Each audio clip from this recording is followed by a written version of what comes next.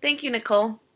Since now we have a clearly defined theme for the party, we can now invite our guests to said party. And to do that, we have invitations. Without invitations, we can have a great party ready to happen, but the people are the imperative for the party to unfold. So, first, you want to have a guest list. Something that's important for your guest list is to know the number of guests you're going to have. And I'd break it down into 3 categories. There would be a small party, which would be anywhere of guests under 20 guests. There would be a mid-sized party, which would be over 20 but under 75. And a large party would be over 75 guests.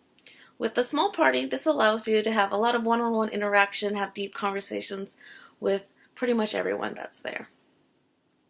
On your mid-range party, you're able to talk to everyone, but you have to be a little bit more selective with who you're able to have deep conversations with.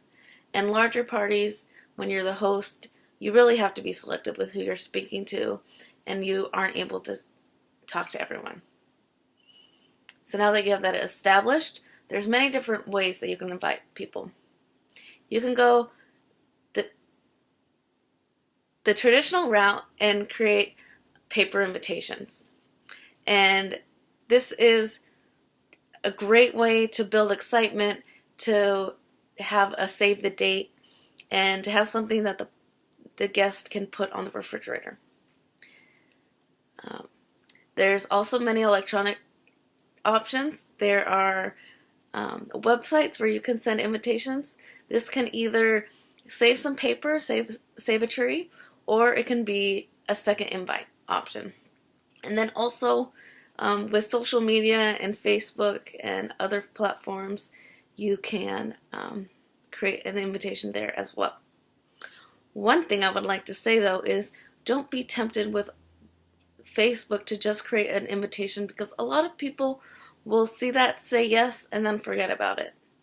So that's why I think that paper mail-out invitations are key, because it's on their fridge, it's there as a reminder, and then you have all the other technologies to go alongside with it.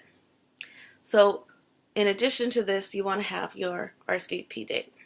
Once your invitations are set out, it's important to have this RSVP date so your guest list can be finalized. You want to create a date at least a week ahead of time so that you don't have any panic. But also you need to have a buffer zone. There's going to be someone who gets sick, or someone who double books themselves and doesn't show up, or there's going to be someone who crashes your party.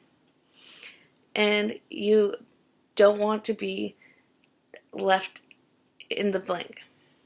So since we have our guest list determined, the invitations are sent out, and everyone has RSVP'd, it's important to have that location and date on the invitation set out.